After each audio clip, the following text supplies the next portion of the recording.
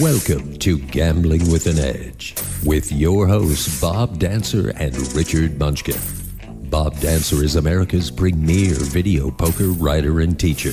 He's written 10 books, including Video Poker for the Intelligent Beginner and the best-selling $1 Million Video Poker. He helped develop the computer software Video Poker for Winners, and in 2004 he was inducted into the Video Poker Hall of Fame. Richard Munchkin has been a professional advantage player for over 30 years and is in the Blackjack Hall of Fame. His book, Gambling Wizards, Conversations with the World's Greatest Gamblers, is a testament to the many ways you can succeed at gambling. The goal of the show is that you'll be a more knowledgeable gambler tomorrow than you were yesterday. And now, here are Bob and Richard. Good evening. Welcome to Gambling with an Edge. I'm Bob Dancer. And I'm Richard Munchkin. As has been true the last few weeks, we are running pre-tape shows because, hopefully, I'm on my honeymoon when you hear this. Our guest tonight is David Switzer. David was our guest on our show, possibly aired last week, when he and a friend named Kyle were awarded $200,000 from the Virgin River Casino in Mesquite, Nevada, relating to how they were treated while being backroomed. David recently graduated from UNLV and completed an MBA and a master's degree, and his master's thesis was written on the subject of how casinos are inappropriately reacting to the threat of blackjack counters. We'll be discussing that thesis tonight. David Switzer, welcome to Gambling with an Edge. Thanks for letting me on again. All right. So, although it was a couple weeks ago when we actually taped the show on the lawsuit, our listeners are thinking this is back to back. They must think we like you or something. All right. First of all, let's add some context. What kind of degree program were you in at UNLV, and what do you want to be when you grow up?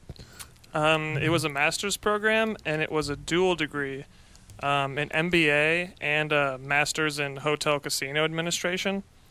So I got 2 master's degrees in 2.5 years, which is usually the time it takes to get one. So I thought it was a pretty good deal. How did you get time to get booted out of the Mesquite Casino if you're working on 2 master's degrees? Well, the master's program was only at night, so I really only had classes 5:30 to 8:15, 3 days a week, so plenty of time. All right. So now I assume that when you entered this program, it was because you wanted to run a casino? No. Oh, so what brought you into that program? That's what everybody would think. I mean, that makes sense that I would do that. A normal person would. Everybody else did that. I got my undergraduate from Michigan State, a bachelor's in hospitality business, but I worked at a hotel for about 8 months and realized I hated it. So that's a good reason to get a master's degree in it. Yeah. So I wanted to move to Las Vegas, and I wanted to get an MBA. Then when I saw the program at UNLV that I could get an MBA and a master's in hotel casino administration for the same length of time, I figured I would just get both and I could learn more about casinos that way. Huh. And so right now, obviously, you're doing a lot of playing, but do you plan to go into business or what is the plan ultimately? Yeah, actually, in about 2 months, I'm moving to Chicago. Me and a couple friends are starting it's basically a small currency trading hedge fund. So that should be, I'm mixing it up a little bit, but I'm not going to stop playing. I'm sure I'll be in Vegas 2-3 weekends a month still. Well, they do have casinos in Chicago, so. They do, yeah. Well, currency trading hedge fund sounds like a much bigger casino than they have in Chicago. Yeah, but they're just as dumb, so no problem. That's famous last words. All right, good. So, the general premise of your paper is that when casinos guard against advantaged players, they do so by taking time-extensive countermeasures, which end up being more expensive to them. Tell us about that. Is that a fair statement? Yeah, that was the whole purpose of my paper. I was trying to it wasn't a thesis, so I didn't have to do any primary research. I was basically just summarizing already existing data and trying to add to it on my own. So I wasn't out there timing shuffles or anything, but it ended up being about 22 pages. The title being How Casinos Can Increase Their Table Games Revenue by Properly Training Employees and Adjusting Many of the Procedures They Use to Stop Advantage Players. Well, that took a page and a half itself, so it was really only 19 and a half pages. I tried to cut it down, but I actually added to it at the end about training employees, because that really is what it came down to me, is just training employees. All right. So one of the ways casinos, like what kind of threat do casinos really face from blackjack counters? Well, the argument of my paper was basically zero. I interviewed a few people. I interviewed Richard. I interviewed Bill Zender. I used him a lot in the paper. I talked to James Grosjean a little bit. I interviewed Max Rubin. His name was in there. Yep, interviewed Max Rubin. Now, those are 3 members of the Blackjack Hall of Fame. I kind of know which side they're on. Yep, and I put that in my paper, too, that they were all in the Blackjack Hall of Fame. I thought that was pretty cool. So, yeah, basically, my paper's about how casinos don't need to worry about low and kind of medium-level counters. And then when you get into the really big-time counters, like who are playing in big teams with 7-figure bankrolls, then maybe you have to start worrying about them.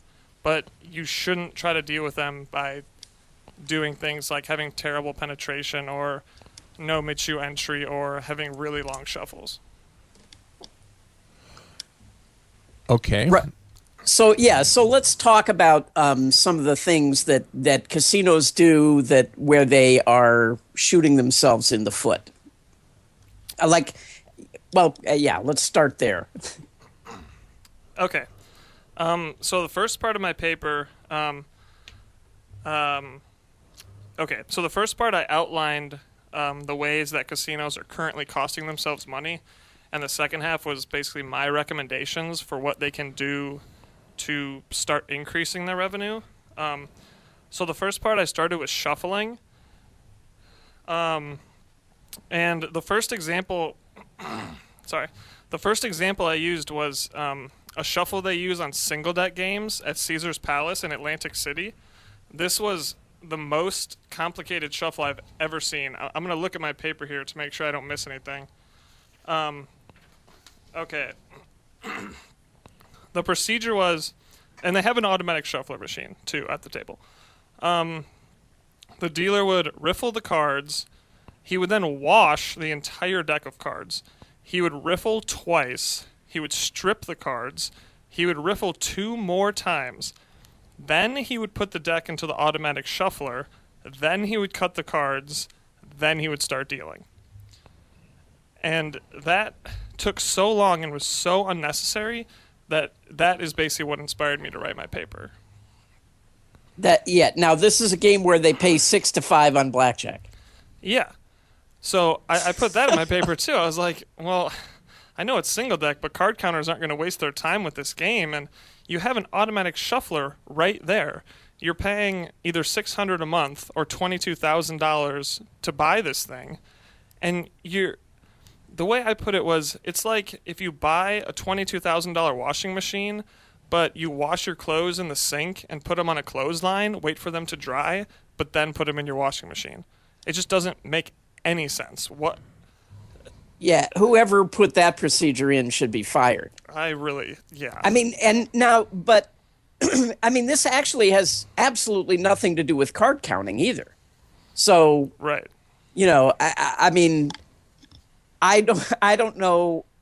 I mean, they must be afraid that the shuffling machine, you must be able to sequence the cards in some way. I mean, all the washing and shuffling before you put it in the machine, that's all that's going to prevent, right, is some kind of way of tracking the shuffle or sequencing the shuffle.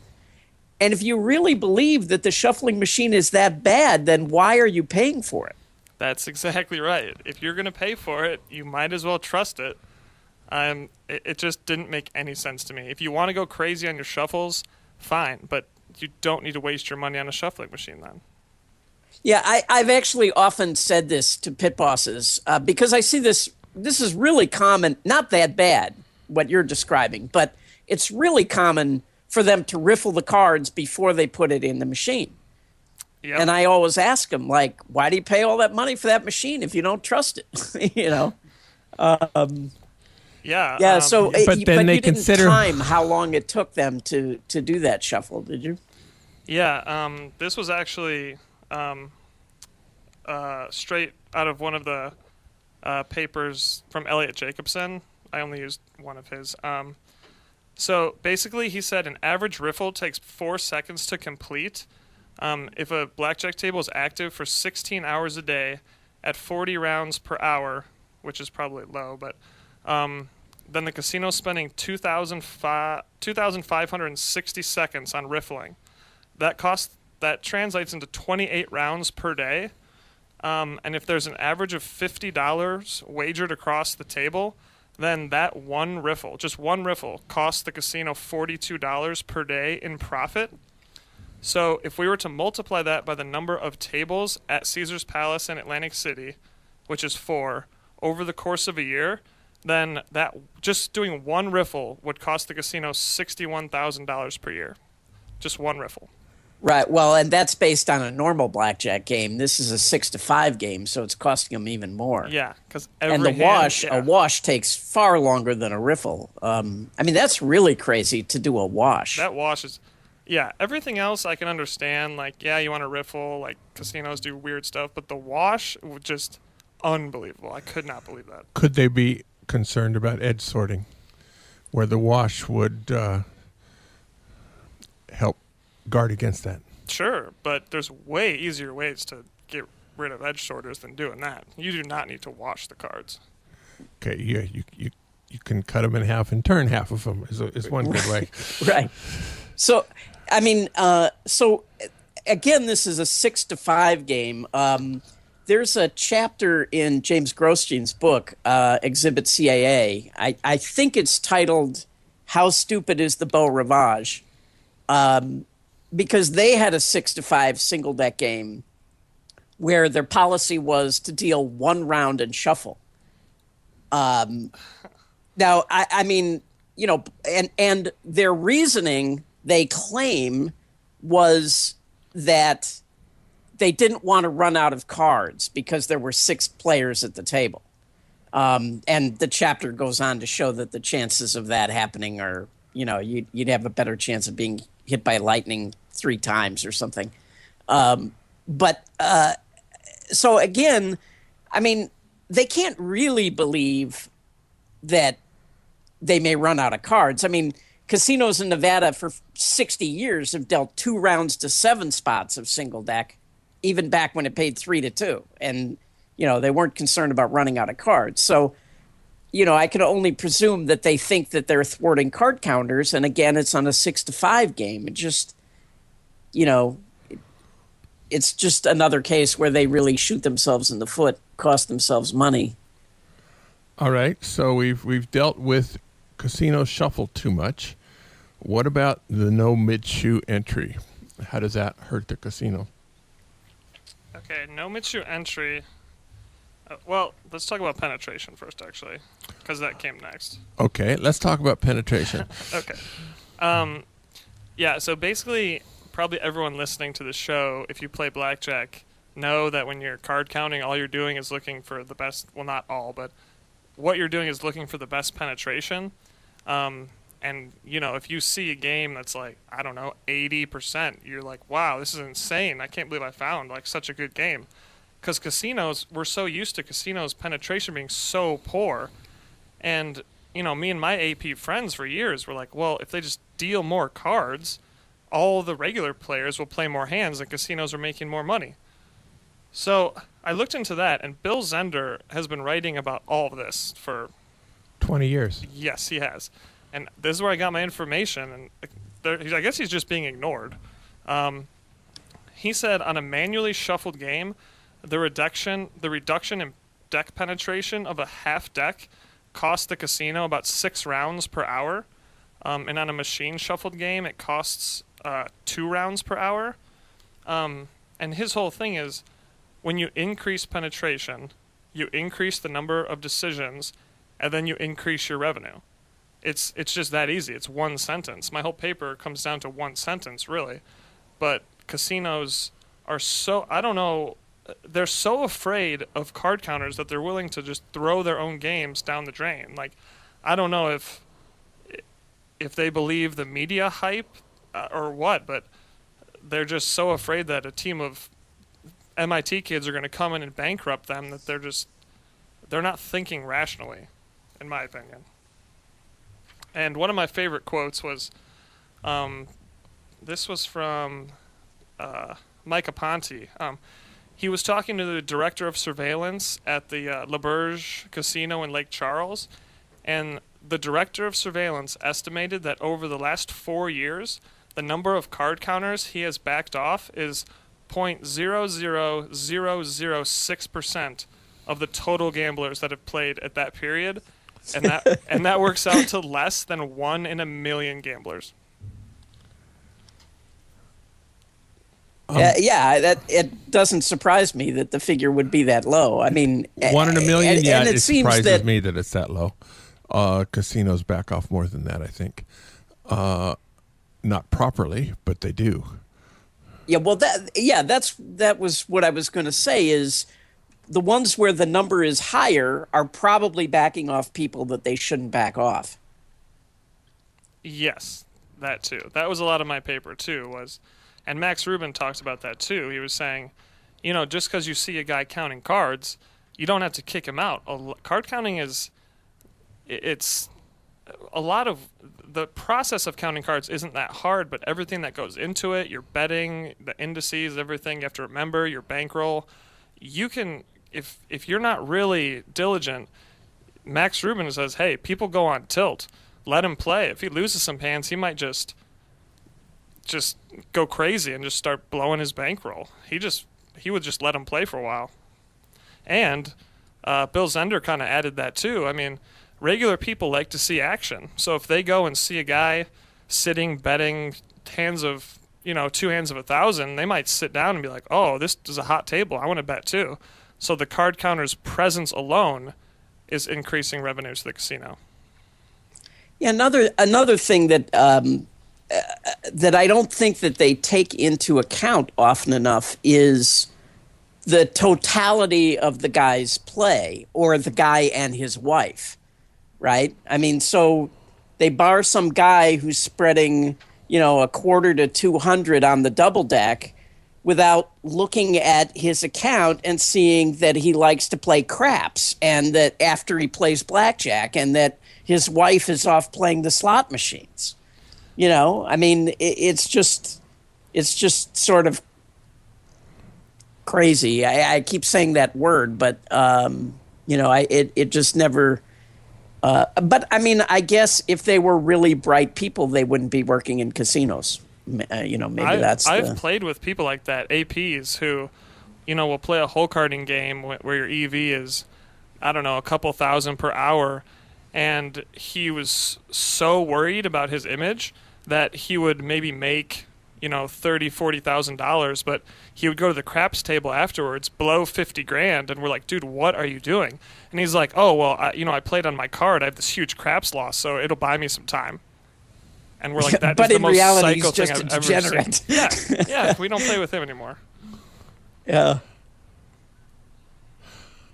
All right. Now, how about mid-shoe entry? Is it okay for that now? Sure. Oh, good. So I feel like I've lost control of this interview somehow. Good. Okay, so my third part, I talked about no mid-shoe entry, which is obviously they'll put a sign up, and if you don't start playing from the beginning of the shoe or the first hand of the deck, you can't play. You just have to sit there. And I've seen it happen a lot. You'll be playing and someone will sit down and they'll be like, oh, no, you have to wait. And they're like, what do you mean I have to wait? And they're like, well, you have to wait for the shuffle. And they'll be like, well, there's 7 decks left. And they'll just get up and leave. It's like, okay. So basically casinos are doing that to stop back counters, and then to probably a larger degree BP teams, which Al Francesco came up with, and then obviously Ken Houston popularized it with his book. So I talk about that in my paper, and it's just so obvious to me that that procedure is so bad that I can't believe anyone uses it. And I guess the only reason you would do that is if your staff is so incompetent that they have no chance of catching card counters. So you basically you have to have that rule because you're just turning people away. Bill Zender talks a lot about that too. He said if a casino uses the policy of no mid-shoe entry on blackjack, it costs 3 rounds per hour, and he calculated that by assuming that 5% of blackjack customers in a casino are looking for a game in which to play. Yeah, you would almost never, anybody who wants to go in and sit down and play blackjack, if they're dealing 6 or 8 decks of cards, you're almost never going to arrive at the table when they're shuffling or there's a dead spread. No. But what about on single That's deck? another thing they do is they close all the tables when they're dead to try to, force all the players onto a smaller amount of tables so they can save minimum wage that they're paying the dealer who would be standing there. Right. But presumably it makes some sense on single and double deck, which are more easily wongable by a larger number of people. I mean, that's true, but it just comes down to if you have a competent staff. I mean, when I used to count cards not a long time ago, but maybe 4 or 5 years ago, I would sit down and, you put out a big bet, and me being a young kid, sometimes the boss would just pick up the discards, would just rifle through, and he's like, the true count's +7. That's probably a good time to bet big. And I was like, oh, well, I should probably leave, There are a lot of bosses who do that who don't actually know what they're doing. Yes. I mean, they do it to see if the player reacts.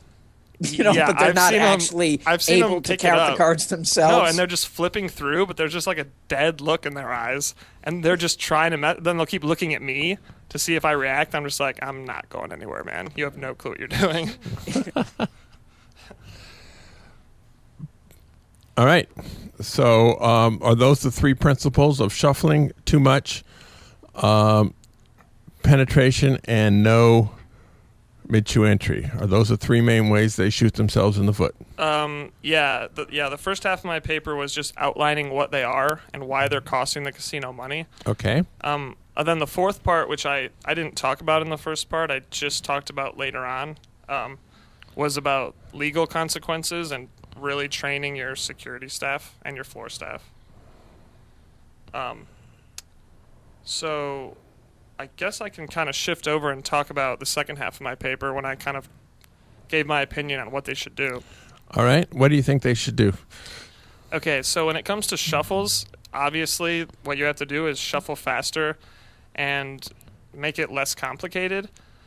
And my advice, actually after talking to Max Rubin, was just get an automatic shuffling machine. There's $600. Well, as of right now, he said there's $600 a month or $22,000 to buy. But according to him, Bill Zender, and everyone who knows what they're talking about, you're going to make up for that cost real quick by the amount of increased decisions you're going to get per hour. Some would also, you could argue that, well, you should just make your shuffles really, really simple because there's not that many shuffle trackers left. That's kind of what Bill Zender was leaning towards, but Max Rubin said, no, you can't have too easy of a shuffle because shuffle trackers are still around and single pass shuffles are insanely beatable. That was his quote. So, well, but the thing is that it's really sort of like the ecology of the jungle, right? And so if the shuffles die, then the shuffle trackers die out. Just like the water hole. When the water hole goes dry, the animals move on somewhere else. But if there's a lot of rain and the water hole comes back, the animals are going to come back. Yeah. And so the advantage players will find whatever the advantage play game is. So if the easy shuffles come back, then shuffle trackers will come back. More people will start to learn because they have something to practice on. Yeah, I mean, I've never learned how to shuffle track. I know quite a few people who are really good at it, but if all the casinos on the Strip started doing one-pass shuffles, it would just be a nightmare of APs here. It would be unbelievable. So, with that in mind, I said, just go ahead and buy an automatic shuffling machine, and then you should probably use it and not just make it for show like Caesar's Palace in Atlantic City. Would you have one red deck and one blue deck, and so while you're dealing one, have the other one being shuffled? That's what most casinos do, yeah. All right. So and take away your no mucha entry and put all of your penetration, you'll penetrate of a quarter of a deck on an 8-deck shoe. Is that about what you want? Yeah. When it came to penetration, Bill Zender said all you need to cut off is half a deck. 26 cards is quite sufficient to finish a round. And he actually gave an example in one of his papers, which I thought was really interesting. He was an executive at the Aladdin in the 1990s. I'm not sure exactly what his position was, but I think he was the casino manager. I think he was too, actually. So he was real high up there. And what the Aladdin did was they increased their blackjack penetration from 66% to 92%. Because management believed that they could stop all the card counters by just having a diligent staff. And if somehow they just kind of missed a card counter once in a while, the additional revenue that they would make from better penetration would make up for any undiscovered card counters they missed. Not that I think Bill Zender would be missing a lot of card counters, but then he said, he went on to say, a few months after the new procedure was initiated, the Aladdin's new hold percentage outperformed every single casino on the Las Vegas Strip. So he's out there, and I don't know if he's being treated as just like an academic. I've heard people say, oh, I had a casino professor at UNLV kind of writing similar things, and casinos will say, oh, no, you're an academic. You're up in an ivory tower. You don't know what you're saying. And Bill Zender's like, well, I used to work at the Aladdin. We did this real-life scenario, and it worked. But casinos are like, well, whatever. We'll just keep doing it. They just don't believe it. No. Yeah, they just don't believe it. No. Well, part of it is Bill Zender had competent staff to work with, and he could train them. I, years ago, was talking to casino managers in Mississippi, and at that time, the unemployment rate in those areas was something like 3%. And so to get a job at a casino, you had to be breathing. And little things like fraud in your background or inability to count to 12 without using your fingers and taking your shoes off, those were not showstoppers in getting a casino job. Now, so casinos in that area, like most of the listeners in our show have been through I knew I used to like playing in Mississippi for a reason. Yeah. So the casinos who have that to work with, identifying card counters is not such a trivial task. Now, in your book, you're quoting Richard Munchkin and James Grosjean and Mike Aponte and Max Rubin, and these guys are all pretty damn good. And they can count blindfolded and every which way but loose. So they can smell a counter from 3 miles away. But there are casinos where that's not true, and they have no chance of training their casino people that well.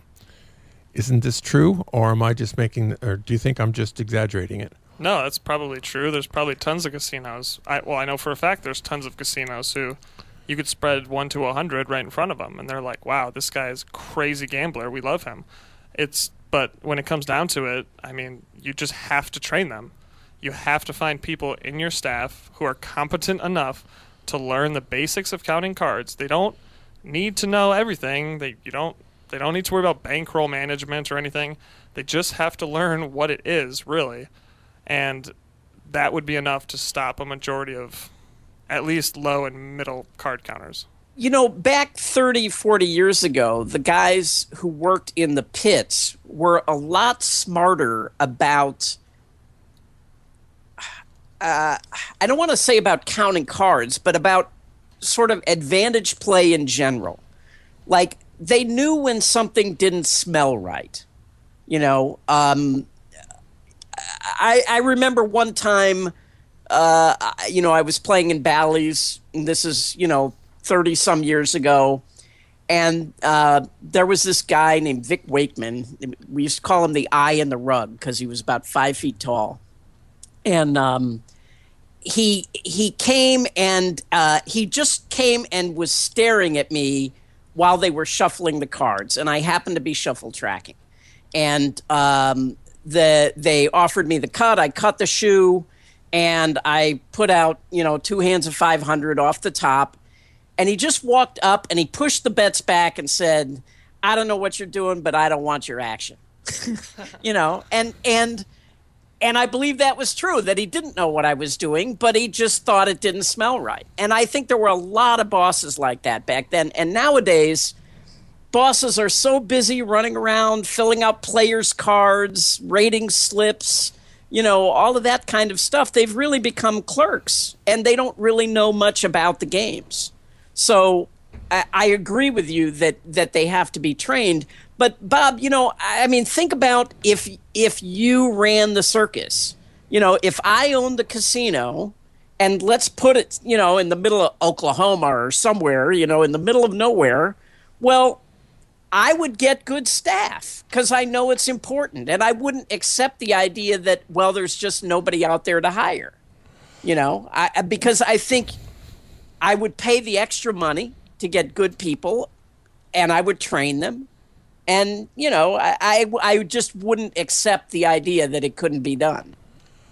There's sometimes somebody who has that attitude doesn't have the highest vote.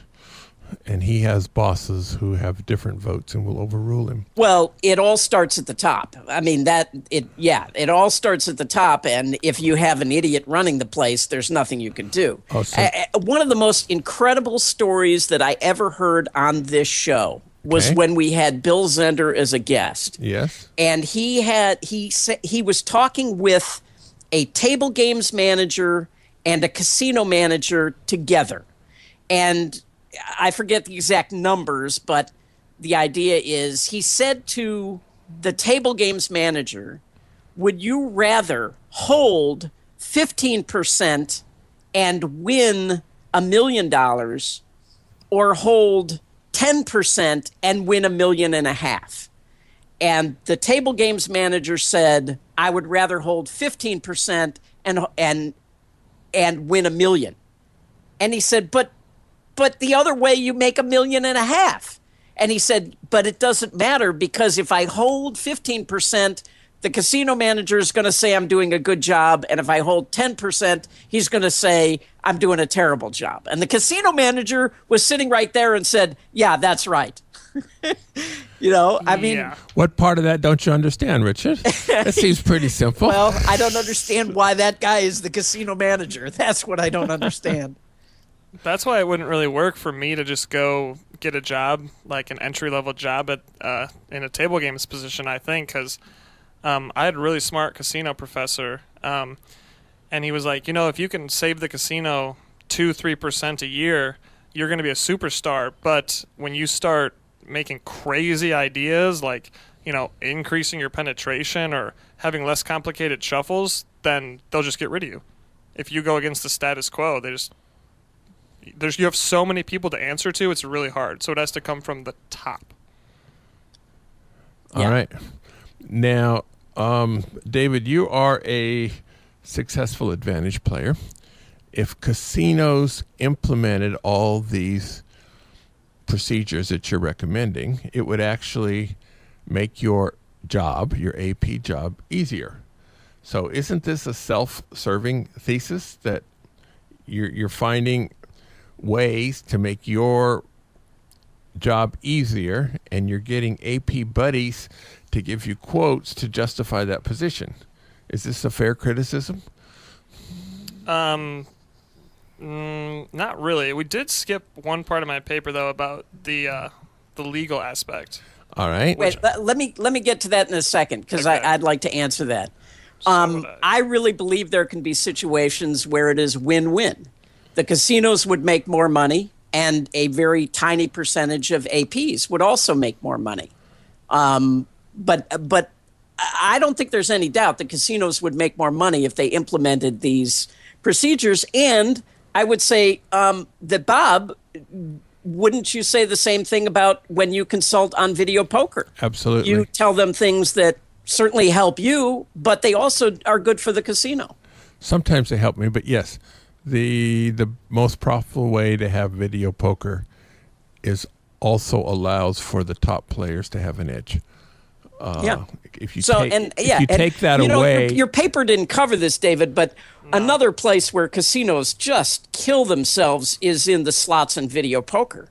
Why you would ever bar a slot machine player or a video poker player is just insane. Video poker especially, that is, there's so many games and it's so hard to learn the strategy that there's got to be tons and tons of people out there who are like, oh, I'm playing with an edge. And it's like, no, you're not even close. Well, but even so, even if they are playing, well, they're not playing with an edge. They might be playing with an edge if you include the slot club. Yeah, that's but what I all mean. you have to do is just stop giving them slot points. You don't bar them. You don't want them to stop going to your restaurants and Yeah. whatever. I mean, That doesn't, that makes no sense. Yeah, it makes no sense. Exactly. unless there were integrity issues involved, then it could make sense to bar them. What? Oh, you mean if they were cheating or something? Yeah, they were doing something very antisocial, or Oh, yeah. stealing somebody else's credits, or Sure. Yeah. Well, that's a hitting different little old thing. ladies over the head, something like that.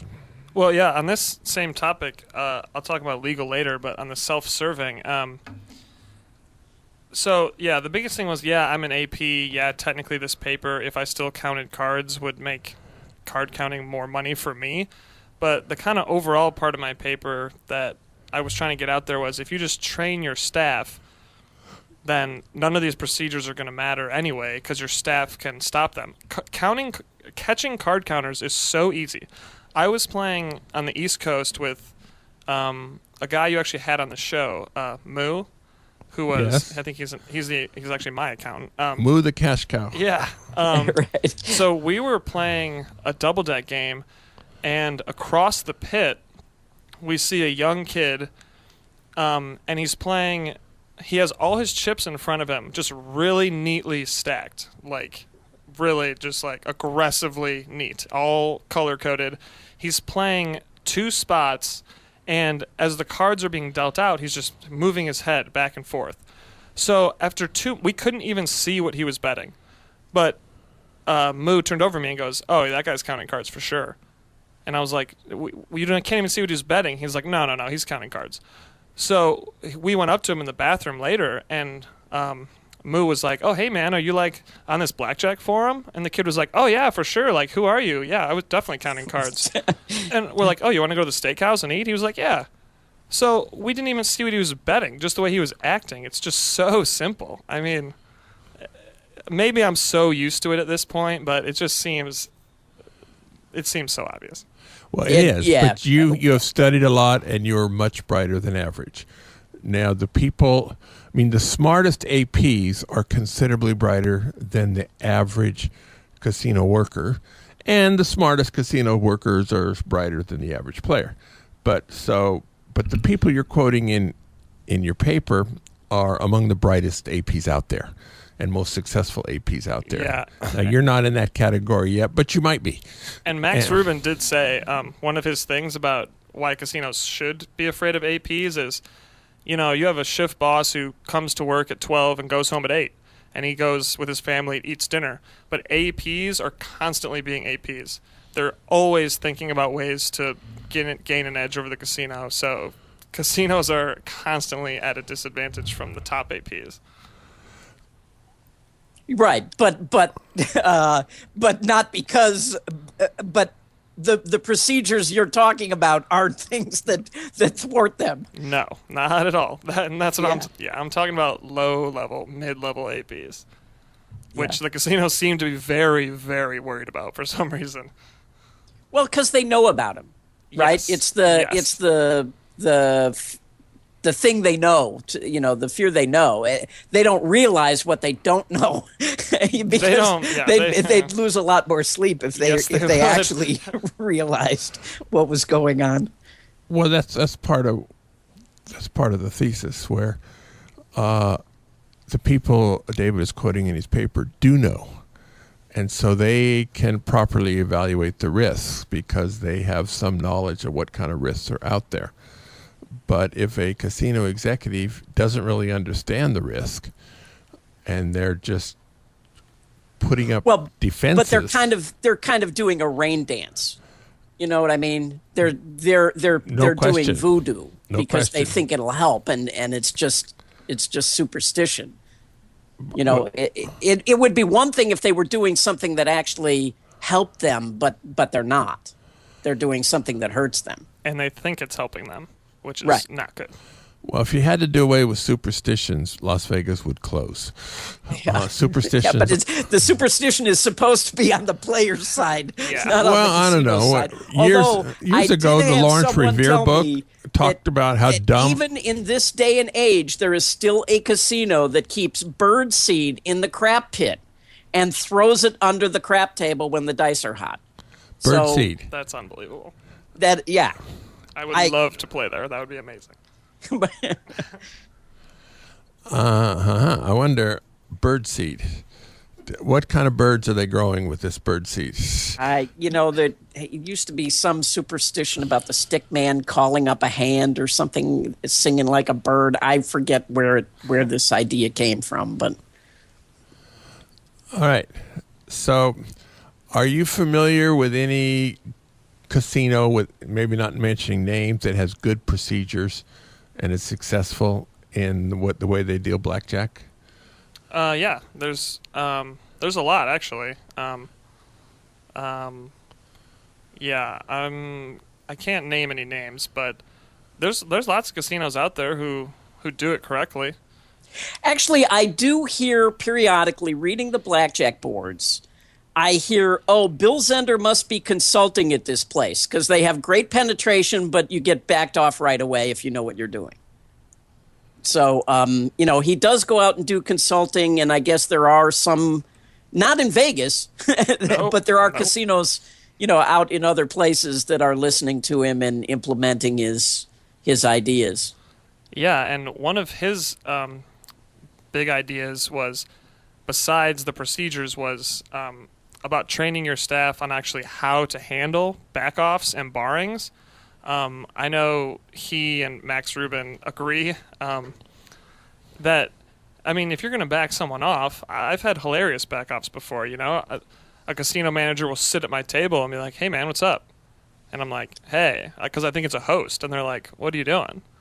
I'm like, "I'm just playing blackjack," and they're like, "Oh, no, you can't play anymore." And I was like, "Why?" And they're like, why. Just, stop. I just laugh. I'm like, okay. I always appreciated those kind of back-offs, a lot more than the guys who try to be a hard ass or, try to be a smart ass. You know what I mean? Yeah. Bill Zender he says he would take card counters to lunch afterwards and just talk to them. It's just... But so many do it so wrong, and that was basically... I almost changed my entire paper just to write about this, about poor backoffs and 86s, because there's so much information about it, but nobody knows about it.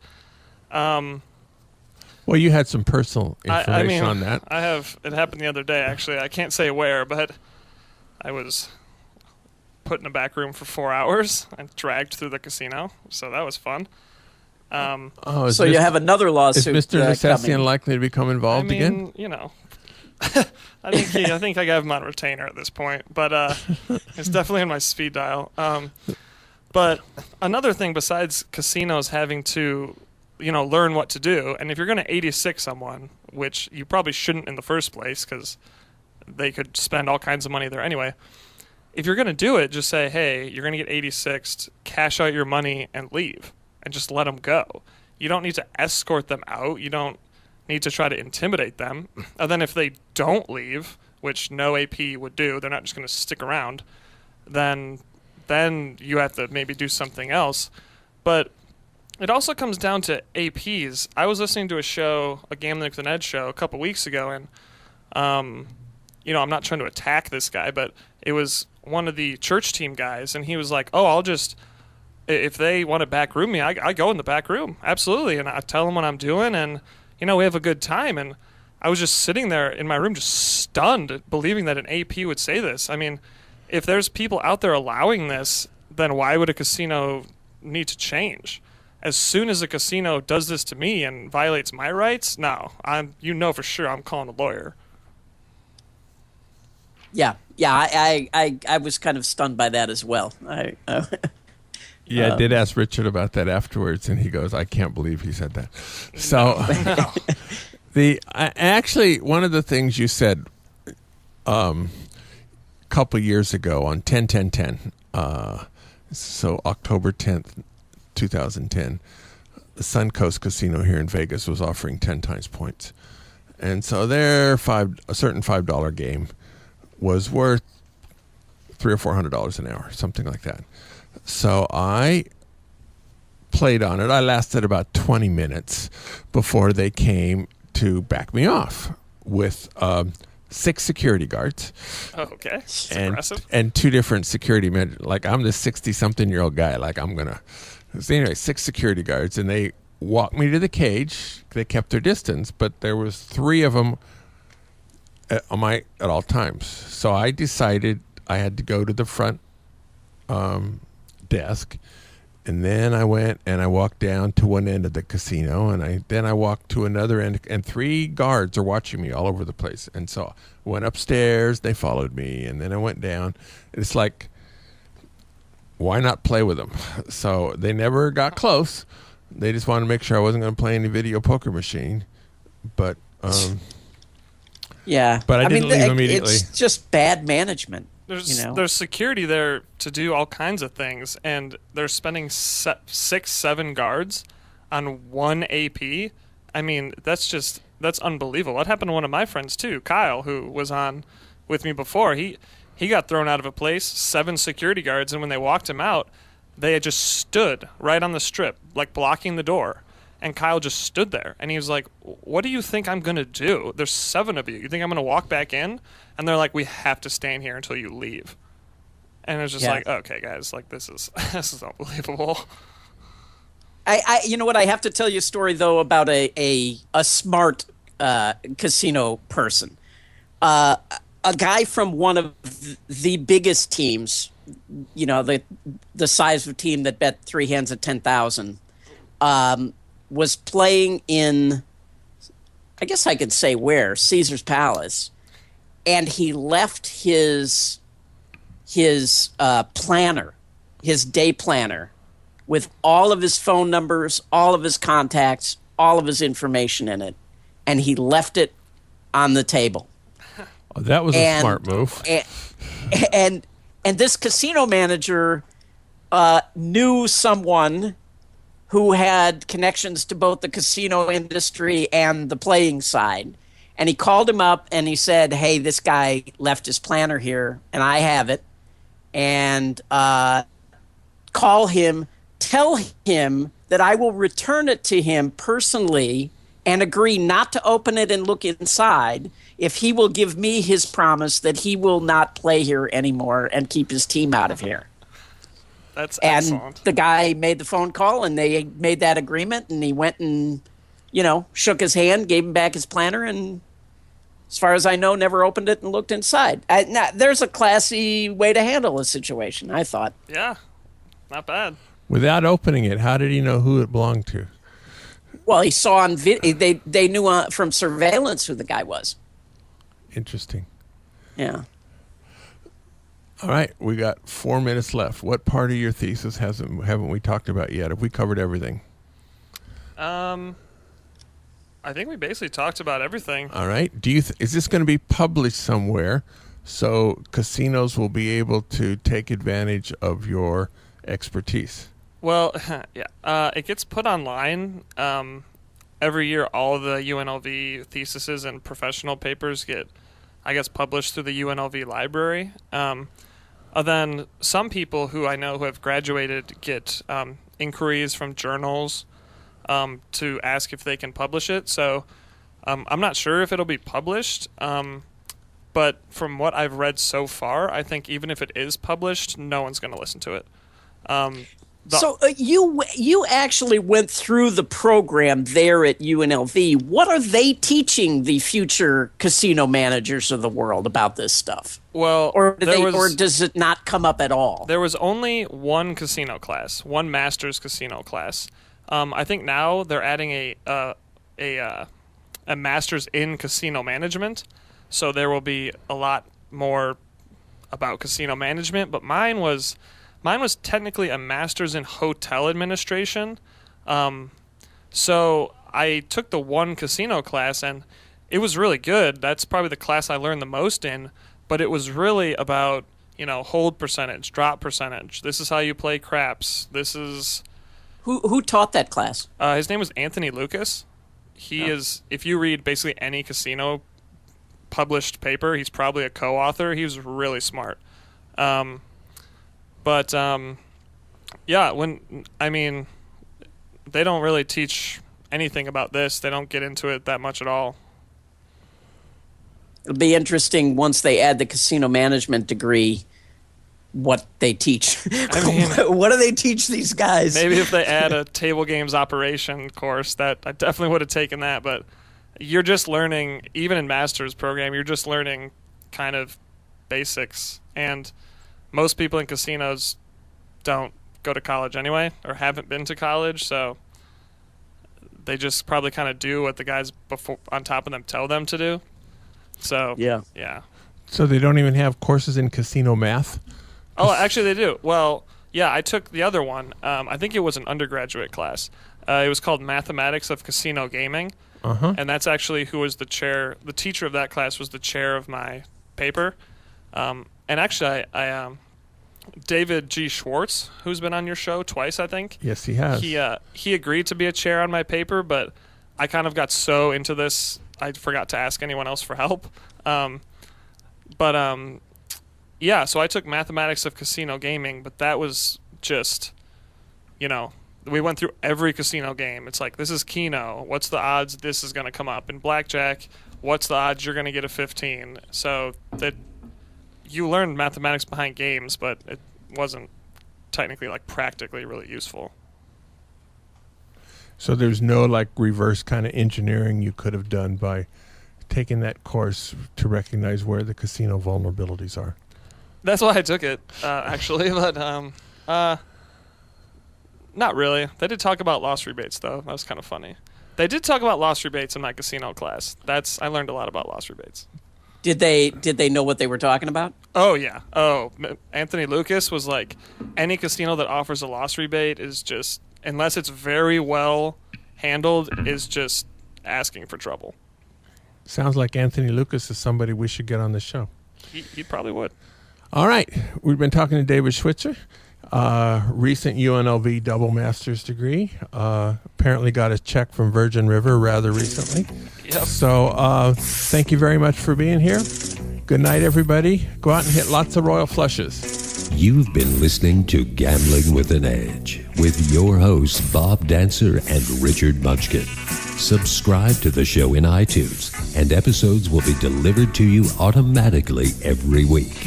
Archived versions of past shows may be found at bobdancer.com and richardmunchkin.com. We welcome emails at gamblingwithanedge@gmail.com. Bob Dancer and Richard Munchkin are both available on Facebook and welcome your questions. The sponsors for the show are the South Point Hotel, Casino and Spa, the M Resort, the Palms Casino Resort, and the website videopoker.com. Join us again next week for another Gambling with an Edge.